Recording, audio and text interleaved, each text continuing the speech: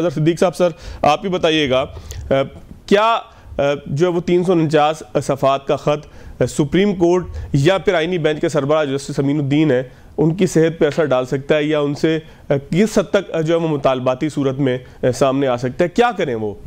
बहुत शुक्रिया। देखिए, एक बात तो बड़ी वाज़ेह है, हमने तो आइन और कानून जिस जिस चीज़ की इजाज़त हमें देता है वो हम रेमेडीज ले रहे हैं। तो मेन जो वजह है इस खत के दरमियान ये 26 नवंबर वाले वाक़े के हवाले से जुडिशल कमीशन बनाने की दरख्वास्त दी है उनको, और ये इख्तियार है हमारे चीफ जज साहिबान का, इसीलिए चीफ जस्टिस को भी लिखा गया है और आईनी बेंच के सरबराह को भी लिखा गया और सारे सबूत लगाए हैं।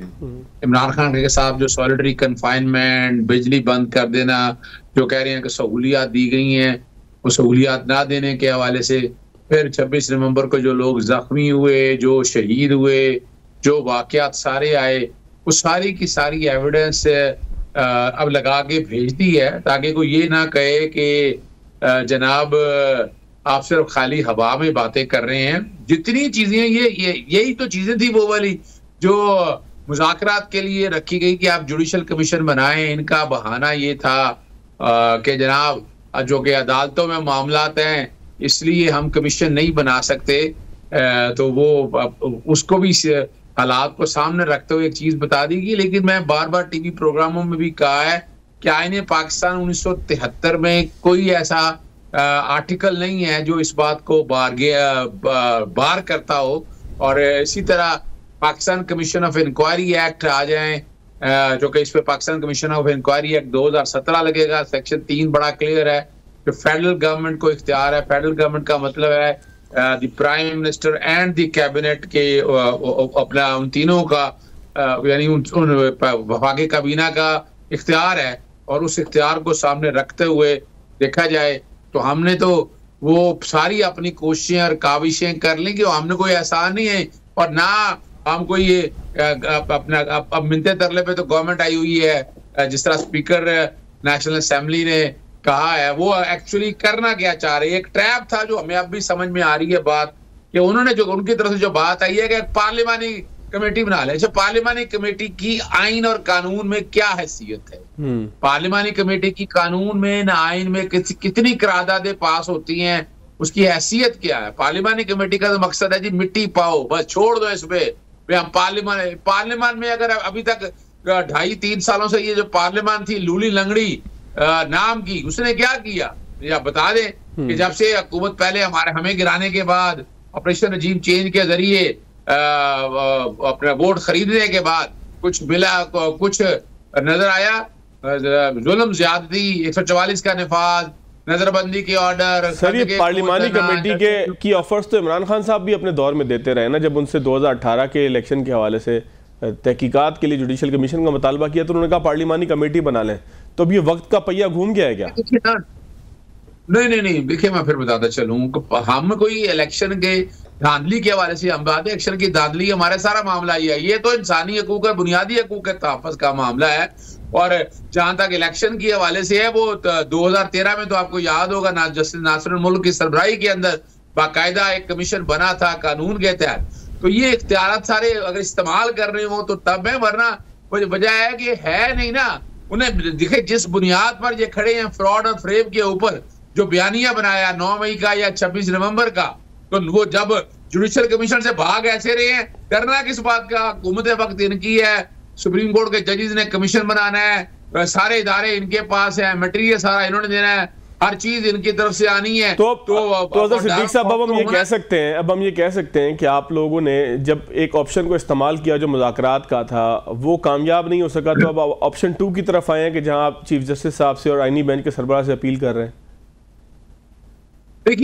देखिए हमारे पास तो राइट सारे, हम तो इंसाफ के मुतलाशी है, दर बदर ठोकरें खाते फिर रहे हैं।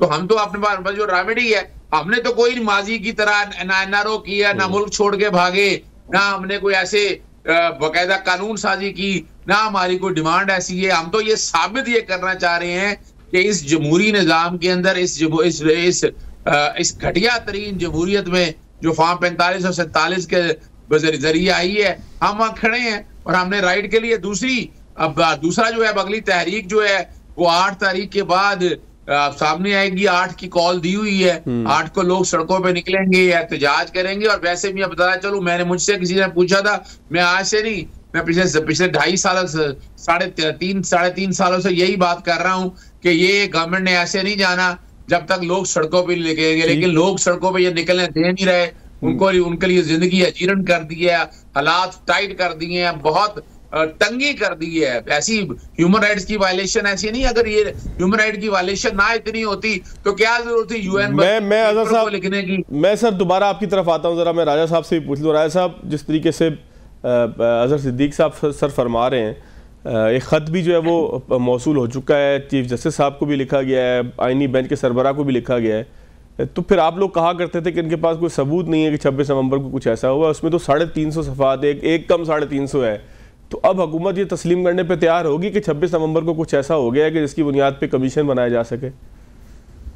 देखिए, अगर सफ़ात की बुनियाद पे सबूत का तयन हो कि सफ़ात चूंकि ज़्यादा हैं तो इसका मतलब है कि सबूत आ गया, हम तो उसी बात पे आज भी कायम है। और दूसरी बात यह है कि जब भी कमीशन बनता है तो कमीशन तब बनता है जब कोई ऐसी चीज हो जो कोई एम्बिग्विटी हो, कोई अनरिजॉल्व्ड चीज हो। अब एक देखें कि फौजदारी मुकदमात दर्ज हैं और उनका ट्रायल हो रहा है। अब मुझे बताएं कि अगर फर्ज किया थोड़ी देर के लिए, आप सपोज करें कि कमीशन बन जाए और कमीशन की राय और जो अदालतों की राय हो आफ्टर प्रोसिक्यूशन वो डिफरेंट आ जाए, तो फिर किसका कानून क्या कहता है? क्या अदालत का फैसला नल एंड वॉइड हो जाएगा? कमीशन का जो रोल होता है वो तो किसी चीज पे सर्टेनमेंट ऑफ ट्रुथ होता है। मसलन मॉडल की अगर मैं आप मिसाल दूं, अक्सर ये देते हैं कि जी मॉडल टाउन में कमीशन बना था, तो मॉडल टाउन में कमीशन उस वाकये पे नहीं बना था कि ये वाकया हुआ या नहीं हुआ, ना इस बात पे बना था कि वो फायर पुलिस वालों ने जब किए और ऊपर से फायर हुए। तो बना किस बात पे था कि क्या लिंकेज एस्टेब्लिश हो कि जिन लोगों पर ये इल्जामात लगा रहे थे कि जी ये डायरेक्ट उसमें शरीक हैं, आया वो शरीक हैं या नहीं। तो इस किस्म कंपोनेंट पे तो कमीशन बन सकता है, लेकिन जो वाकया हुआ और जिस वाकयात की बाकायदा वीडियोस मौजूद हैं और मुकदमात दर्ज हो चुके हैं, लोगों की जमानतें बहुत सी हो गई हैं, कुछ तो बरी भी इवन हो गए और कुछ सजा भी हो गए। तो इसलिए ये तो एक बेहतर तरीका तो इसका वही अदालत की है। दूसरी बात जो थी वो जो फरमा रहे हैं अजहर साहब, मेरे भाई ने कहा कि जी ये सड़कों पे हुकूमत तब जाएगी जब लोग सड़कों पे निकलेंगे, और बड़ी मासूमियत से अगले जुमले में कह रहे हैं कि सड़कों पे कोई निकलता नहीं है या कोई निकलने नहीं देता। तो अब मुझे बताएं कि ये कौन सी ऐसी हुकूमत होगी कि जो अपने जाने के लिए कहे कि जी आप आए और गुंडागर्दी भी करें, आप आए तोड़ फोड़ भी करें, आप आए आतिशज़दगी भी करें, आप आए और दरख्तों को भी आग लगा दें। ये जितने वाकयात हुए इस पिछले अरसे में, 2-3 हमले तो इस्लामाबाद पे हुए, तो उसमें जो कुछ हुआ वो सबको पता है। और बड़ी दिलचस्प किस्म की लॉजिक भी आपस में जो है वो नहीं करती इत्तेफाक के। एक तरफ कहा जाता है कि जी 9 मई को हमें रोका क्यों नहीं गया, अगर रोका जाता यानी रोका नहीं गया, और जब रोका गया तो कहा जाता है कि रोका क्यों गया सड़कों पे आने से। तो कंडक्ट देखना पड़ता है। तो इसलिए लॉजिकली कोई बात जो होगी, और उसके लिए जो फोरम था वो मुज़ाकरात का फोरम था, वहां पे बैठ वहां पे बात होती, वहां पे हुकूमत ने इनकार तो नहीं किया था कि हम कमीशन अभी नहीं बनाएंगे, ना उसका यकसर इनकार था, लेकिन वो जब भी वो बात होती है मुज़ाकरात की वहां से भाग जाते हैं। तो अब बात तो आखिर मुज़ाकरात पे ही खत्म होनी है, इसके अलावा और कोई चारा है नहीं। जी सर, कादिर मंदुखियाल साहब, सर आप ज़ाहिर कानून को भी बेहतर जानते हैं, प्रैक्टिसिंग लॉयर भी हैं सर, ये कानूनी हैसियत क्या होगी इन खतूत की? कोई एक्शन इसके ऊपर बनता है कोई चीफ जस्टिस और फिर आईनी बेंच के सरबराह, उनको कोई फ़र्क पड़ेगा इतने ज़हीम खत से? जी बहुत शुक्रिया। मैं अजहर सिद्दीक साहब माशाल्लाह सीनियर वकील है, मैं उनकी गुफ्तगू सुन भी रहा था और लिख भी रहा था।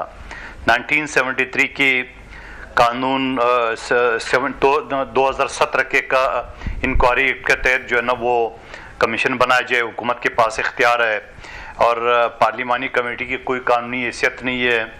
लंगड़ी हुकूमत है, फॉर्म 47 की फ्रॉड हुकूमत है। तो मुझे समझ में नहीं आया कि एक तरफ हुकूमत को ये गालियां दे रहे हैं, दूसरी तरफ हुकूमत को 2017 का इंक्वायरी एक्ट के तहत तो सेक्शन की इंक्वायरी भी चाह रहे हैं। तो आखिर चाह क्या रहा है? ये तो पहले ये तय कर लेना कि ये हुकूमत फ्रॉड है, झूठ है, फ्रॉडिया है, जो आप गाली देना चाहे, फिर उसी हुकूमत से आप भीख भी मांग रहे हो। तो मुझे समझ में नहीं आ रहा है। दूसरी बात ये कि अजहर सिद्दीक साहब माशाल्लाह वकील है, कोई जाहिल आदमी होता तो उसको समझाना बड़ा मुश्किल था। इनको समझाना मेरे हिसाब से आसान इस वजह से है कि अगर ये इंक्वायरी कमीशन अगर बन भी गई है तो उस पर इत्तफाक कौन करेगा? आपके अपने मनपसंद जजेस की जो आप चाह रहे हो तो कभी नहीं होगा। न्यूट्रल जज भी अगर इत्तफाक हो जाए और वो इंक्वायरी कमीशन फाइंडिंग है, वो उनका काम सिर्फ इतना है कि वो फैक्ट फाइंडिंग और रिकमेंडेशन दे। एक वकील की हैसियत से मैं और अजहर साहब तो ये कभी मान नहीं सकते कि वो कोई चालान कैंसिल होगा, कोई FIR कैंसिल होगा, कोई जज को हिदायत मिलेगा, कुछ भी नहीं होगा। एक रिकमेंडेशन के तौर पे एक कमेटी अगर इंक्वायरी कमीशन बन जाए और वो एक अपने रिपोर्ट दे देगा, उससे आगे कोई हैसियत नहीं उनकी। पार्लियामेंट की हैसियत है। अगर अजहर सिद्दीक साहब कभी पार्लियामेंटेरियन होते तो ये जरूर उसकी अहमियत समझ जाते। पार्लियामेंट की एक हैसियत है, पार्लियामानी कमेटी अगर बन जाए, दोनों तरफ से वो अगर मुत्तफका कोई चीज पे मुत्तफिक हो जाए तो वो असेंबली के अंदर से कानून साजी करा सकती है, अक्सर इसका के तमाम केसेस को खत्म भी कर सकता है, कानून को उड़ा सकता है। इतना पावर है पार्लियामानी कमेटी का, पार्लियामेंट का, कि वो चाहे तो ये कह दे आज के बाद सुप्रीम कोर्ट पाकिस्तान में खत्म हो जाएगा। ये चाहे कि पाकिस्तान के हर जिले में सुप्रीम कोर्ट होगा तो होगा, इतने इख्तियार है अगर कोई समझे। लेकिन एक सिंगल जज जो हुकूमत के माते, तो वो बेचारा तो सिर्फ एक रिपोर्ट दे सकता है कि बाबा ये सही ये गलत है, उसका केस के ऊपर कोई असर नहीं पड़ेगा, कोई असर टक्के का भी असर नहीं पड़ेगा उसके ऊपर। लेकिन ये चीज भी नामुमकिन है। तो फिर मंतूक साहब, इस मुतालबे का मकसद क्या आपको लगता है? कमीशन तो उस वक्त किसका, इस मुतालबे का मकसद क्या लगता है? ये जो कमीशन बनाने की बात पाकिस्तान तहरीक इंसाफ करी, इसका मकसद फिर क्या होगा? ऐसी फजूल के ड्रामाबाजी कर रहे हैं और कुछ नहीं है। मराहत ले रहे, पब्लिक अकाउंट कमेटी रिश्वत के तौर पे हुकूमत ने दे दी उनको, मुंह चुप हो गया उनका। और इसी तरह 1 साल गुजर गया, खान जेल में पड़े हुए, कारकुनान जेल में पड़े, मासूम पश्तूनों को जो ना वो कत्ल करवाए इन लोगों ने, और फिर अगले दिन उसका इस्तेकबाल भी कर रहे जिसपे कत्ल के इल्जाम लगा रहे। तो ये ड्रामा नहीं है तो और क्या है? आप मुझे बता दें। और अजहर सिद्दीक के 8 फरवरी की दुनिया निकलेगी, और भाई खान को 14 साल सजा हुई, आपकी अपनी सूबे में 4 आदमी नहीं निकले, दुनिया निकलेगी। और इससे पहले जो दुनिया निकली, जो मासूम पश्तूनों को वरगला के आपकी बुशरा बीबी ले आई थी और यहां गोलियों के सामने छोड़ा, आप खुद कहां थे? इस्लामाबाद की क़यादत किधर थी? पंजाब की क़यादत किधर थी? सिंध बलूचिस्तान की क़यादत किधर थी? पिंडी की क़यादत किधर थी? भाई सारे के सारे ड्रामे करे और कुछ नहीं है। सिर्फ टॉक शो की हद तक ये सारी चीजें बड़ी अच्छी लगती है, थोड़ी बातें यूं कर दो यूं हो जाएगा, न कमीशन बनेगा, न कोई इंक्वायरी कमीशन बनेगा, न ये लंगड़ी लूली हुकूमत जिसको ये कह रही ये बनाएंगे, ये अपनी दाढ़ी उनकी हाथ में नहीं दे सकते। हाँ, वज़ीर आज़म ने कल अच्छी बात की है, बनाओ पार्लियामानी कमेटी पर 2018 में जब जनरल गैंगस्टर ने RTS सिस्टम बिठा के आपको पाकिस्तान पे मुसल्लत करी, उसकी भी इंक्वायरी कर दे। उससे पहले अपने कजन के साथ जो आपने धरना दिया उसकी भी इंक्वायरी कर दे। तो बहुत सारी फिर इंक्वायरियां खुल जाएंगी। लेकिन मैं ये कहूंगा, ये बेचारा इसी पे खुश हो रहे हैं। मौलाना को गालियां एक दिन देते, अगले दिन उसके दर पे पड़ जाते। मौलाना ने भी जवाब दे दिया, जाओ आप एक काम करो ना, कामरा मुर्तजा के साथ आप राब्ते में रहे। मैं आपको बताऊं, मैं किसी आदमी से तंग होता हूं तो किसी आदमी से तंग होता हूं जो बार बार मुझे फोन करता है, बार बार एक चीज पे जिद करता है, नाजायज अप्रोच करते हैं, तो मैं कह यार मेरी PS से बात कर लो, वो आपको बता देगा। इसका मतलब टालना, मौलाना ने भी टाल दिया उसको, जाओ काबरा मुर्जा से बात कर लो, वो आपको बताएंगे, क्योंकि वो पता है। मौलाना ने गिला भी किया है, मौलाना ने गिला भी किया है कि मुझे आपने हुकूमत से मुज़ाकरात पे हमने एतमाद में नहीं लिया। अगले दिन मुंह उठा के फिर चले गए मौलाना के पास।